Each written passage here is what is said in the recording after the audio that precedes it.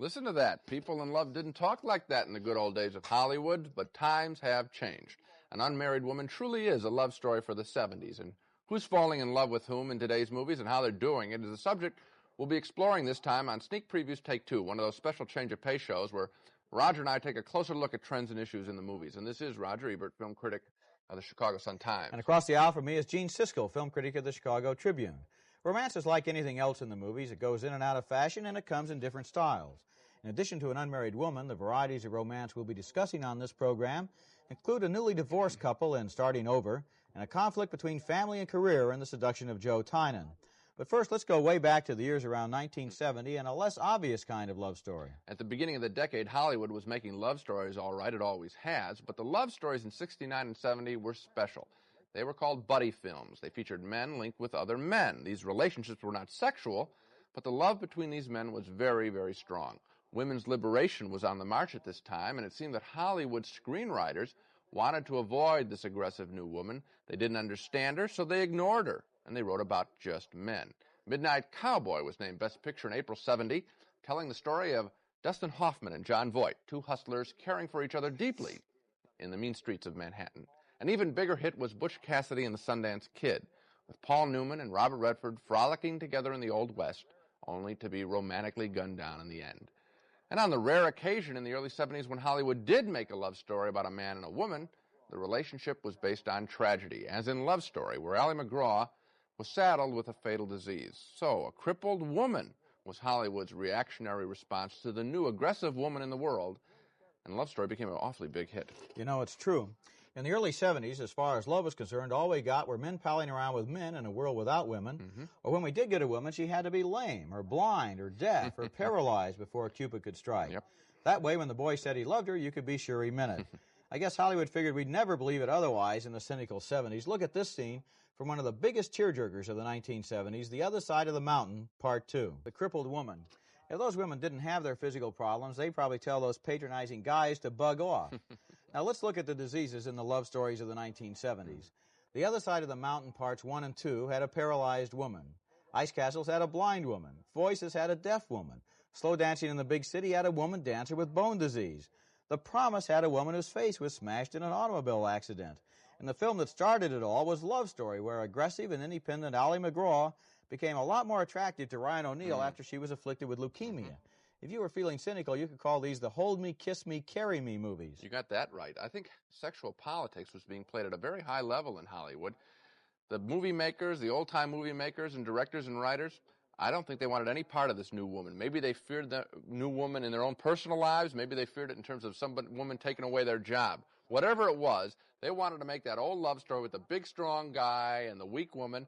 And the only way they could do it in modern terms was to literally sometimes cut the legs off of these women and just make them cripples. I think so. You never really got in the early 70s a strong man and a strong woman attracted to each other without gimmicks. They just liked each other, a guy and a girl, physical attraction, sex appeal. You didn't get that. Tracy and Hepburn. They never got the Tracy and Hepburn picture. The scripts and the directors leaned over backwards to do something to get the new woman of the 70s down on her knees in front of the guy. It was really ridiculous. Maybe they were afraid that the cynical audiences of the 70s couldn't stand just a regular kiss of simple affection. They would go, oh, look, they're kissing, just like kids do at a matinee.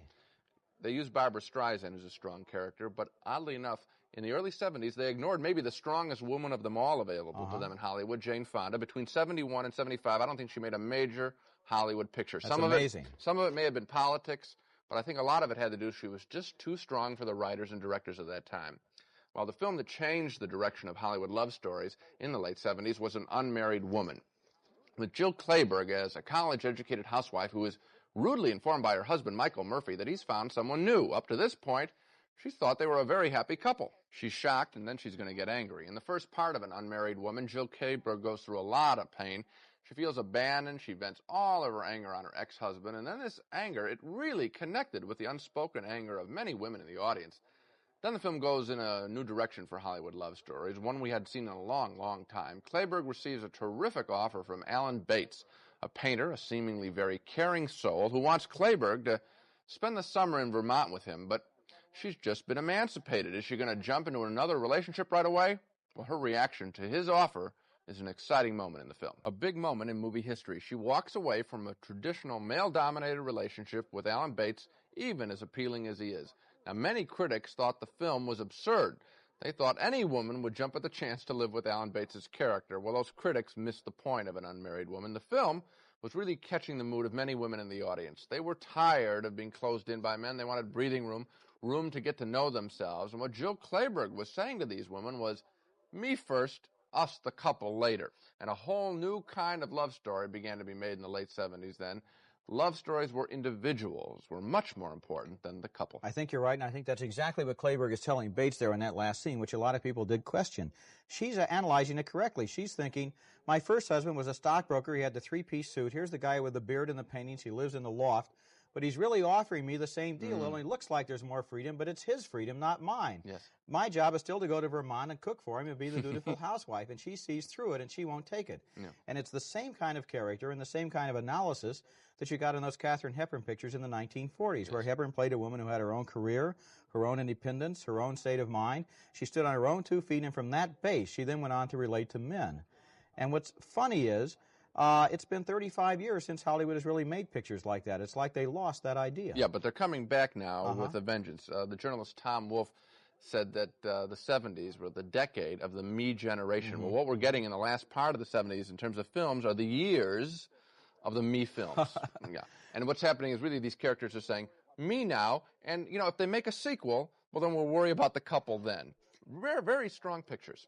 It's almost as if they slid right over the old-fashioned love story altogether. We got another movie like that, this time for the men. Almost every major motion picture does inspire a sequel, and An Unmarried Woman was no exception. In the autumn of 1979, a serious comedy named Starting Over came out, and the critics immediately called it An Unmarried Man.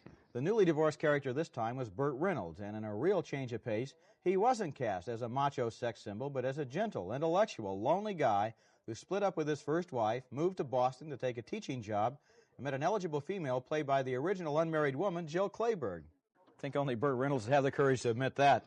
Starting Over got mixed reviews, but it did a lot of business at the box office, and it was a major hit, and I think I know why. Tell us then. I will. Reynolds portrayed a newly divorced man who was trying to figure out what had hit him and how to deal with it, and his divorce caused him to really define and analyze himself for the first time. The movie put Reynolds through an experience that's become very common these days, the dramatic and painful process of discovering oneself after a divorce. Once again, we're getting back to the me. Yeah, it's all me, me, me now. You know what a couple has become in the movies today? It seems that a couple in the movies of the late 70s is two people who happen to be in the same room together for a length of time, and they're both trying to decide at the same time what they want for themselves. They just don't even have the time anymore. Maybe they've all seen failed marriages, or they've either had one, they know somebody that's had one. It's all me. I guess it really is very close to what's going on in society as well. You know, I've been feeling that about a lot of the films I've seen in the last year, the so-called love stories. You want them to really grab each other, and they don't. They're talking about their priorities, what they want to realize, what their careers are going to mean, how they're going to express themselves. Yes. These people are amazing. All they do is talk. They never kiss. They've been reading Psychology Today for the last 6 years.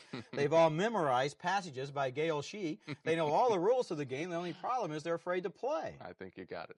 Another successful film that focused on the problems of the individual rather than the couple was The Seduction of Joe Tynan, in which Alan Alda, as a U.S. Senator, tries to balance his personal and professional ideas. He wants to run for president, he wants to have an affair with a pretty lawyer, and he wants to keep his marriage with Barbara Harris intact. Like so many movie characters, the love stories of the 70s, Alan Alda wants everything. Just listen as he tries to hold on to his marriage, while his wife tries to hold on to her own career.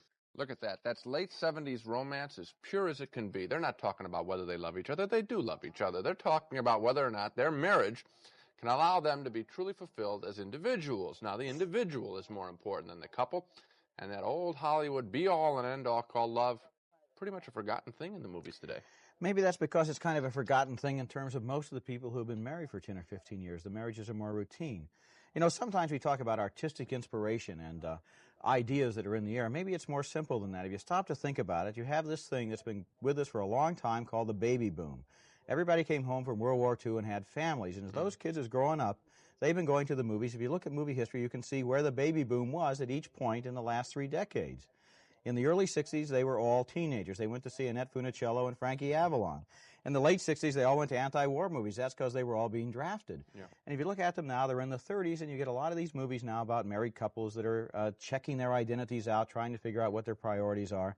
Maybe that's just because that's where the audience is. Not the young kids who go to Star Wars, but the we older are. audience. Well, that's where we are in terms of film critics, oddly enough. People You're ask right, how yeah. we can keep doing this for all the years we've been doing it. I often ask myself that. Well, yes. it's our lives, and we're the movie generation. And I guess you have a good point that it's documenting our lives as we grow up.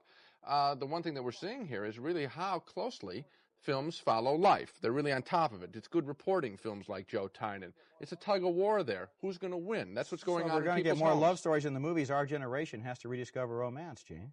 Good point. Might be possible. Anyway, so let's go back again and check it out. We went from the buddy movies and the Hold Me, Kiss Me, Carry Me movies to the unmarried woman, and then the unmarried man and starting over, to the dilemma of the individual and the seduction of Joe Tynan. And now in a new movie called Kramer versus Kramer, we have The Divorced Couple. Kramer versus Kramer is an extraordinarily intelligent movie about the modern trauma of child custody fights. Stars Dustin Hoffman as a newly separated father who wants to keep his son, and Meryl Streep as the wife who leaves her husband and child in order to find herself. There you have it once again, the phenomenon of characters obsessed with themselves.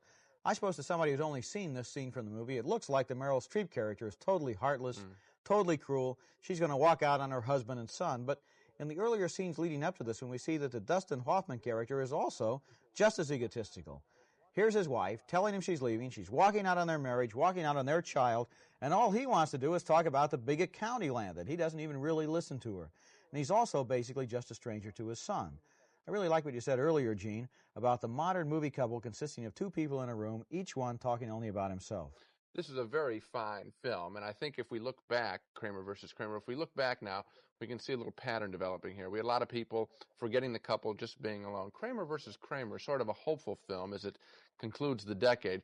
It's really a story about these people trying to connect to their child, as it turns out in the course of this picture. So instead of just becoming individuals, these people learn that there can be something more, that they can feel whole and good in themselves if they do something for another person. That's a nice switch from all these people, the starting over and Joe Tynan just being selfish in a way. Instead of the selfishness of the me decade, if you want to call it that, you have these people finding out they can be individuals better if they help each other do that they can cooperate in terms of finding out who each other is and what they want to achieve. And that's kind of, in a way, this film, Kramer versus Kramer, and An Unmarried Woman stand apart from some of these other films. I could almost call them teaching films. Well, they're entertainment films too, but they're teaching because they show what the next step is. If we sit there in the audience, we can see what Jill Clayburgh has discovered for herself. We can see how Meryl Streep and Dustin Hoffman have learned something at the end of this film in terms of putting together in their lives what it is they're trying to accomplish. So I think that's kind of important. Yeah, and as you said, they do it in an entertaining way. And our heart's really with Hoffman and Streep in this film because we want to see things work out well. We've been through a lot of traumas in this whole decade, personal traumas. If you look at the decade in another way, some of the most successful films almost indicate that there's sort of a two-tiered market when it comes to romantic films. We've got a whole bunch of films for the head.